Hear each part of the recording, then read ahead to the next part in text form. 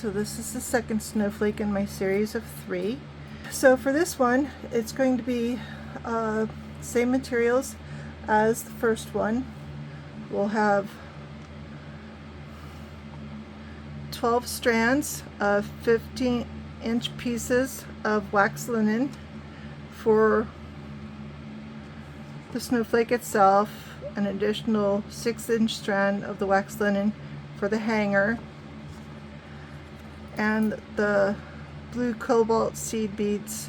These are 6/0s for the beads, and also the center is a jump ring. So I'm going to go ahead and do the lark's head knots to attach all the cords to the jump ring, and then I'll be back and we'll get going on tying the knots. All the cords attached to the jump ring. Now I'm going to pin it onto my vintage pin cushion because it makes for an easy foundation for turning the piece around as I'm working, which I talked about in the first video, but just in case you didn't watch it, this is actually a vintage pin cushion.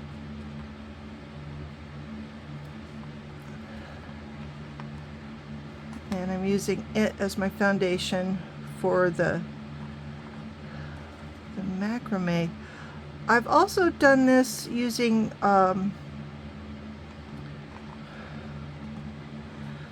my ironing ham. I've got a large size ironing ham, and that actually works as well if you don't want to repurpose one of your old pin cushions for doing macrame on. So anything that's stuffed and stands up off of your surface will be helpful. The only thing you need to be careful of is whatever you're using, you are driving pins through it. Just don't stab yourself. That would not be fun.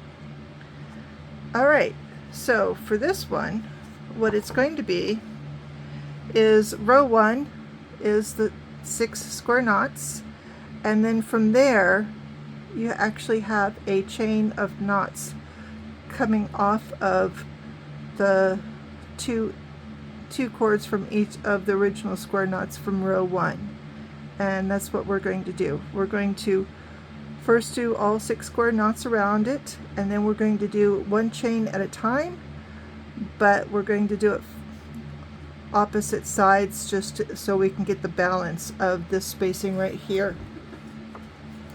And the spacing is roughly,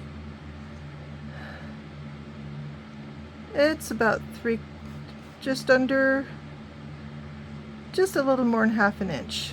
Yeah, going from square knot to square knot. So it's roughly half an inch spacing right there.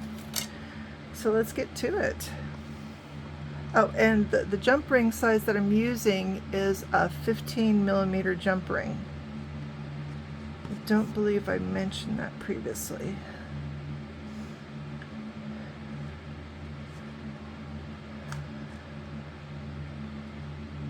So again, your square knots, you are going to actually pull them up to the top firmly, but don't go super tight. We do want a little, we do want to have consistency and sizing for our knots as we go through the piece. So if you can do it really tight up here and you're not going to be able to do them tight later on, it's going to look a little unbalanced. So try to keep your knot consistency consistent instead of being not consistent. Or it is not consistent. I'm sorry. Late in the day, weird jokes are coming out.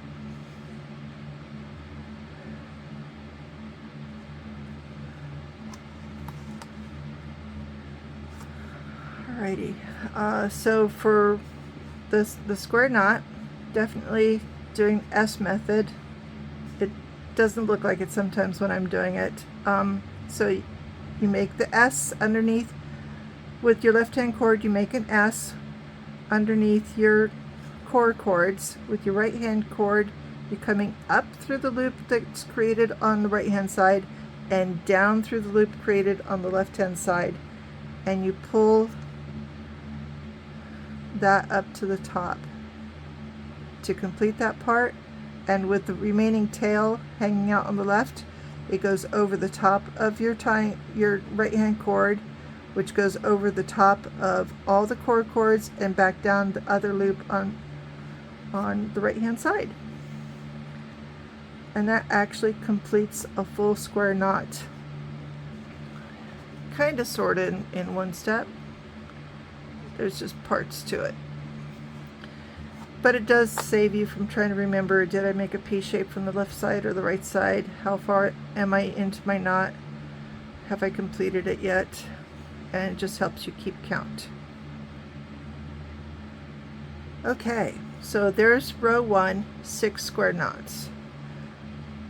Now following this, it's not so much going to be rows, but chains.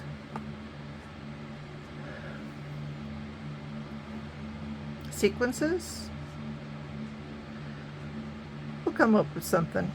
All right, so first we're going to start with 1 square knot, and we're dropping this one down to where we want to have at least a 1/2 inch gap, and you can eyeball it, and that looks pretty close to what I was going for here.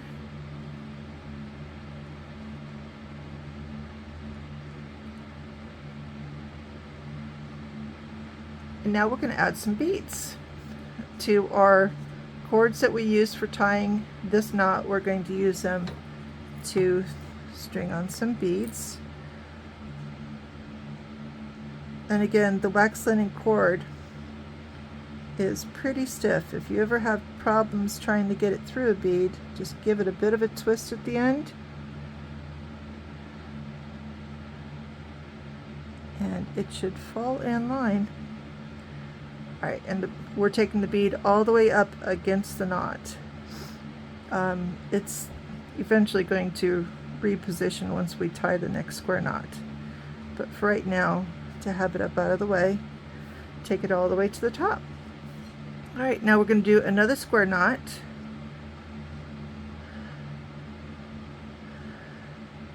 And it's going to be not exactly tight up against the first square knot because of the beads, but the beads length is the only thing creating the separation between the two knots.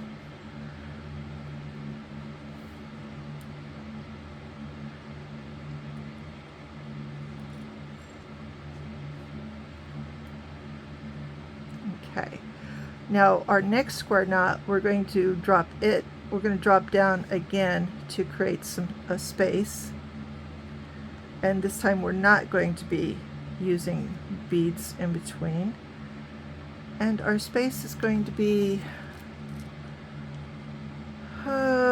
roughly 1/4 of an inch.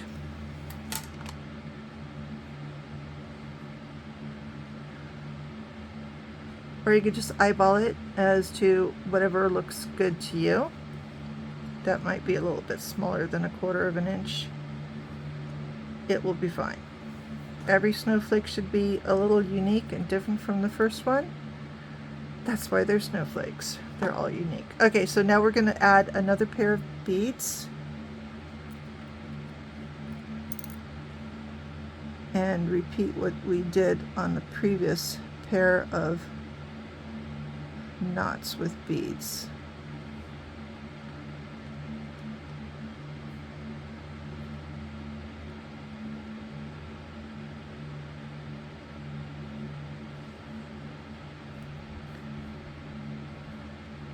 Okay, push your beads all the way up, and then do an additional square knot.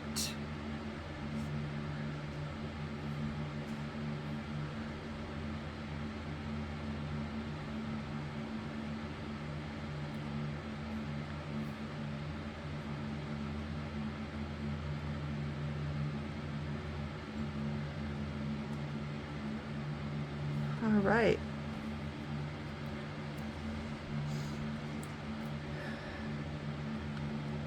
Then to finish off the sequence chain is going to be an overhand knot.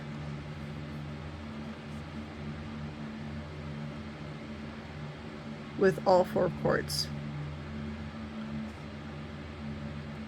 So just over the top, back around, and pull through. And again, alright, one of my cords decided to go AWOL. Got him.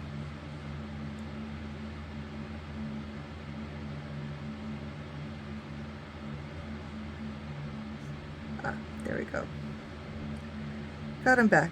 Okay, so what we want to do here is, again, we want to leave a spacing here comparable to the spacing there. And it's not going to always come out exact and perfect, but again, that's the nature of a snowflake. It's unique. Alright, now we're going to do one on the opposite side, but the challenge part here is to make sure you're pulling in the correct chords and you're not skipping a section. So these 4 chords make a section, these 4 chords make a section, and these 4 chords will make a section. So I wanted to just go to the opposite side. So as I go around, and I want to make sure that this gap here that I've created between the first row and the starting of the chain is going to be balanced, and that when we get all the way around and do all the sections together, it will look as even as possible. Oh, and I should mention that I will be continuing to go, after I do this column, I'm going to switch and do that side before I do the last 2, just to help keep with the balance.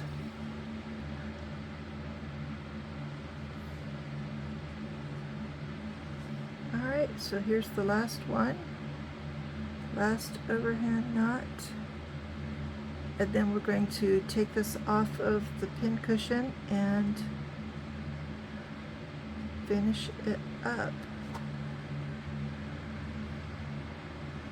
Yeah, sometimes all the cords don't come through evenly. Sometimes you've got to work it and pull them one at a time to where they pull into your overhand knot. That was actually a good example. Alrighty, I'm going to remove my pins, and the way I pinned it was I put my pins in at the center of one of the lark's head knots between the cord, every other lark's head knot. Okay, so there we go. We have snowflake ornament number 2. So now it's time to trim it up, and I'm going to leave the tails on at about a 1/2 inch.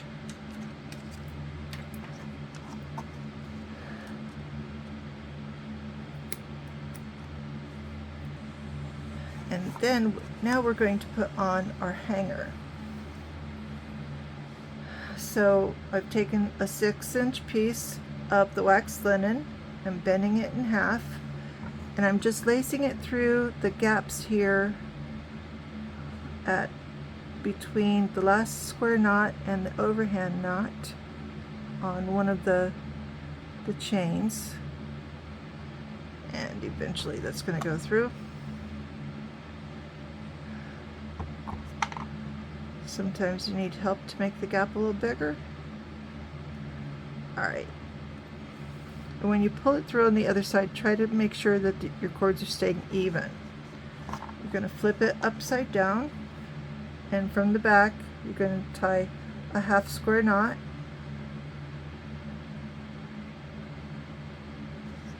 and from the front you're going to ease that knot up to be as close to the overhand knot as possible so it's not excessively noticeable.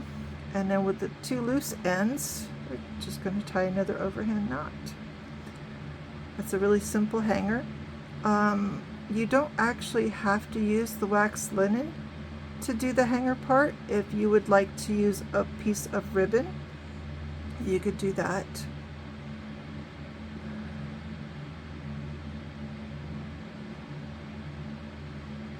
That would look pretty as well.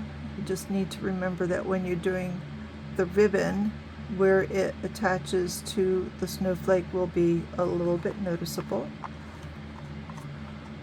But if you're okay with it, I'm okay with it. Alright, so there's our new snowflake. Here's our original one that I designed. And they're slightly different, one from the other, and that's okay because every snowflake is unique and different. Well, thanks for watching. I hope this helped, and I hope you have fun making your own snowflake ornaments for the holidays. Please subscribe and visit my Etsy page. Thank you. Bye.